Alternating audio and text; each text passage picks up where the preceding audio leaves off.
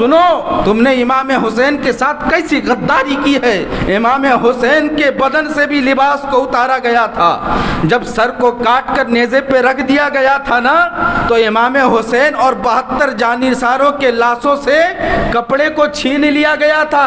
تم جیسے ننگے ہو کر کے ڈی جے کے سامنے میں نوجوان ناچ رہے تھے نا, وفاداری کا ثبوت دے رہے تھے نا امام حسین سے, ویسے امام حسین اور ان کے جانثاران کے بھی بدن سے کپڑے کو اتارا گیا تھا.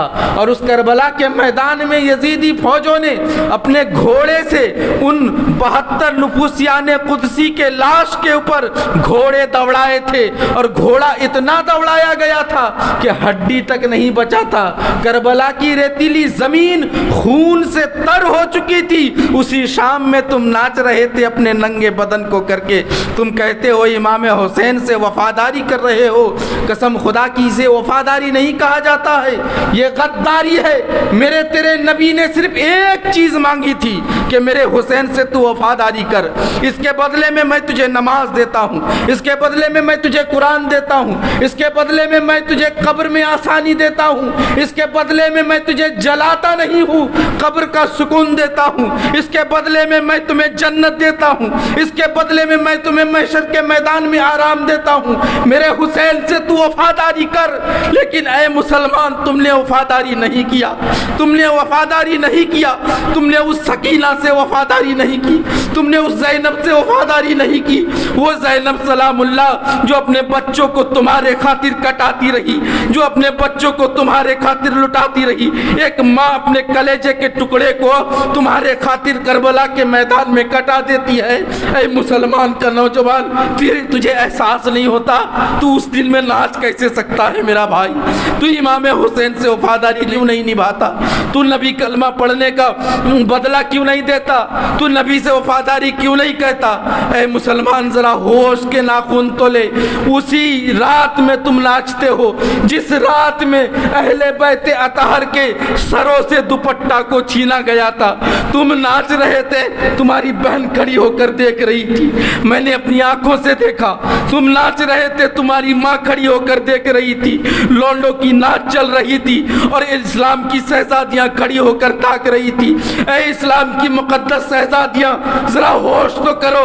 امام حسین کی عورتوں نے کیا درس دیا تھا کہ امام حسین کے تمام مرد کو قتل کر دیا گیا, لیکن ان عورتوں نے اپنے سروں کو سنبھالا تھا, بال کے ایک بالش کے برابر کسی کے سامنے میں آنے نہیں دیا تھا, سروں سے دوپٹہ ہٹنے نہیں دیا تھا. اسلام کو لے کر کے کربلا سے دمشق تک جاتی رہی, لیکن تم اس رات میں ان لڑکوں کے ناچ دیکھنے کے لیے بازار میں چلی گئی. تمہیں ہوش نہیں آیا, تمہیں سکینہ کے درد نظر نہیں آئے, تمہیں حضرت زینب کا کرب نظر نہیں آیا. تمہیں ہو کیا گیا ہے اے مسلمانوں, تجھے ہو کیا گیا ہے؟ آخر تم کہنا کیا چاہتے ہو؟ وہ اسلام جو کربلا میں امام حسین نے دیا تھا تمہاری مسجدوں میں کہاں ہے, تمہارے گھروں میں کہاں ہے؟ وہ اسلام جو امام حسین نے تمہیں دیا تھا تمہاری شادیوں میں کہاں ہے, تمہارے میلادوں میں کہاں ہے, تمہارے علاقوں میں کہاں ہے؟ مجھے بتاؤ تو صحیح. وہ اسلام جو ننھے علی اصغر نے اپنے خون سے دھویا تھا وہ اسلام کہاں ہے؟ کیسے تم نے اسلام کے ساتھ غداری کی, تم نے اسلام کو پیچھے ڈھکیل دیا. تم اسلام کے شہزادے مانے جاتے تھے, تم خالد بن ولید مانے جاتے تھے, تم حیدر قرار کے غلام مانے جاتے تھے, تم عمر فاروق کے غلام مانے جاتے تھے, جنہوں نے اپنے للکار سے دنیا کو خوف زدہ کر دیا تھا. تم سوچتے ہو تم ناچ کر کے دوسرے کو خوف زدہ کر دو گے؟ ناچ کر کے خوف زدہ نہیں کیا جاتا ہے, ناچ کر کے کسی کو خوف میں نہیں لایا جاتا ہے. امام حسین کے طرح صبر کر, اپنی گردنوں کو کٹا, اپنے خون کو اسلام کے لیے دے, تب جا کر کے تیرا اسلام آگے بڑھ سکتا ہے. اسی لیے تو کہا جاتا ہے کہ اسلام زندہ ہوتا ہے ہر کربلا کے بعد. لیکن کربلا کا واقعہ گزر گیا, مسجد میں 4 انسان نظر آئے اور 400 انسان وہاں वहाँ चौराहे पर खड़े होकर के नाच रहे थे। मैं तुम्हें तकलीफ नहीं देना चाहता मुसलमान, मैं तुम्हें बुरा नहीं कहना चाहता, लेकिन मुझे बता तो सही, क्या तू सच्चा नबी का गुलाम है? क्या तेरे दिल में कलमा बाकी है? क्या तू इमाम हुसैन को जानता भी है? क्या तू इस्लाम को मानता भी है? क्या तू इस्लाम की हक्कानियत को पहचानता भी है? क्या शरीयत किसे कहा जाता है तू जानता है? तू कुछ नहीं जानता, तू बेवकूफ़ है। अगर तू जान लेता कि कलमा पढ़ना कैसा होता है तो कसम खुदा की पूरा दिन रोज़ा रखता, शाम के वक्त इमाम हुसैन के नाम पर दुआ करता। तू नाचता नहीं, तुझे मालूम नहीं है। होश के नाखून ले, तला तुम के मौजों से बाहर निकल, इस उरियानियत को छोड़ दे, इस गद्दारीपन से दूर हट जा, इन बेवफाई बातों से दूर हट और इमाम हुसैन का सच्चा गुलाम बन करके दिखा। मुसलमानों, ये जोशीला तकरीर मैं करना नहीं चाहता था, लेकिन दिल रोता है साहब, दिल में तकलीफ होती है। वो इस्लाम, मेरा वो प्यारा इस्लाम, जिस इस्लाम के खातिर हम सर उठा करके जीते हैं, जिस कुरान के खातिर हमें अजीम कहा जाता है, हम लोगों के तरह रास्ते रास्ते में तो नहीं भटकते। हम वो कौम हैं जो पगड़ियाँ बांध कर रब के सामने में सिर्फ सर झुकाते हैं। हमें उस कौम में गिना जाता है जिस कौम की सरदारी और बहादुरी के किस्से गाए जाते हैं।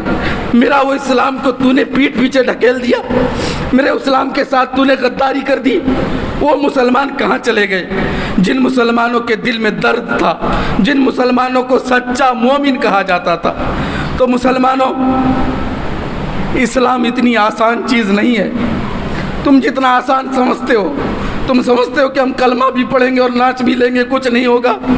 साहब, तुम्हारे बच्चे, आने वाली नस्लों के बारे में तो ख्याल करो, तुम्हारी औलादों के बारे में तो सोचो, तुम्हारी बहन बेटियों के बारे में तो सोचो।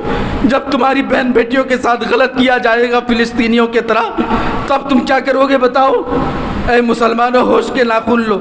मैं तुम्हें तकलीफ़ नहीं देना चाहता था, लेकिन मेरा दिल रो रहा था इन तमाम चीज़ों को देखकर कि ऐ अल्लाह, नबी के नवासे ने जिन मुसलमानों के खातिर अपने घराने को कटा दिया, वो मुसलमान आज बहक चुका है। मुसलमान को सही रास्ते पे ला दे, उन मुसलमानों को हक और बातिल के दरमियान में फ़र्क करने का तरीका बता दे, उन मुसलमानों के दिल में सच्ची मोहब्बत पैदा कर दे। वो मेरे भाई जो इस्लाम को गलत नज़रिए से देखता है, उसके दिल में हकीकती इस्लाम डाल दे, उसके दिल में मोहब्बत इस्लाम डाल दे, उसके दिल में अहले बैत की मोहब्बत डाल दे। फिर जो है, जैसे जैसे करबला का मौका आएगा और मुहर्रम का मौका आएगा, तो एक जमात ऐसी नज़र आएगी जो सच्चे इमाम हुसैन के ग़ुलाम नज़र आएंगे, और वो ऐसे रास्ते से गुजर जाएंगे, जिन जिन रास्तों से आगे बढ़ जाएंगे उस रास्ते में इस्लाम की खुशबू फैल जाएगी। ऐ मुसलमानों, अपने दिल को संभालो। ऐ नौजवानों, क्या तुम्हारा दिल नहीं भरता मोबाइल चलाकर? मैं नहीं जानता मोबाइल में कितनी गंदी चीज़ें आती है। मोबाइल में तुम गाना नहीं सुनते, तुम मोबाइल में फिल्म नहीं देखते, डीजे बजाने के ख्वाहिश क्यों रखते हो? क्या तुम अपने मोबाइल से गाना नहीं सुनते? फिर भी तुम्हारा दिल नहीं भरता। तुम्हें डीजे बजाकर गाना सुनने की क्या ज़रूरत थी? वो भी मुहर्रम के दिन सुनना ज़रूरी था, वो भी उस दिन सुनना ज़रूरी था जिस दिन इमाम हुसैन को शहीद किया गया था। तुम सुन लेते अपने मोबाइलों में चुपके से, कोई नहीं जानता, लेकिन तुमने समाज को बता दिया कि हम इमाम हुसैन के ग़ुलाम नहीं हैं, हम सकीना के ग़ुलाम नहीं हैं, हम हज़रत ज़ैनब के ग़ुलाम नहीं हैं, हम इमाम हसन हुसैन को नहीं मानते। ऐ मुसलमानों, होश के नाखून लो, थोड़ा तवज्जो तो करो। अल्लाह ताला हम नौजवानों के दिलों में इस्लाम की सच्ची और पक्की मोहब्बत अता फरमाए और हमें सही ढंग से इस्लाम पे अमल करने की तौफीक अता फरमाए। मैं किसी को बुरा नहीं कह रहा था साहब, मैं अपने दिल का दर्द बता रहा था। कसम खुदा की तुम्हारे दिल में भी यही दर्द है, तुम भी यही सोचते हो, लेकिन तुम्हारे दिल के अंदर जो शैतान बैठा हुआ है ना, वो शैतान तुम्हें भटकाता है, वो शैतान तुम्हें नाचने पर आमादा करता है। वो सोचता है मुहर्रम आया, नहीं नाचे तो फिर क्या किए? मुसलमानों, नाचने में कामयाबी नहीं है, नाचने में कामयाबी नहीं है, नाचने में कामयाबी नहीं है। कामयाबी तो सर झुकाने में है, कामयाबी तो सजदा करने पे है। भाई मुसलमानों, सजदे खाने को आबाद करो, मस्जिद को आबाद करो।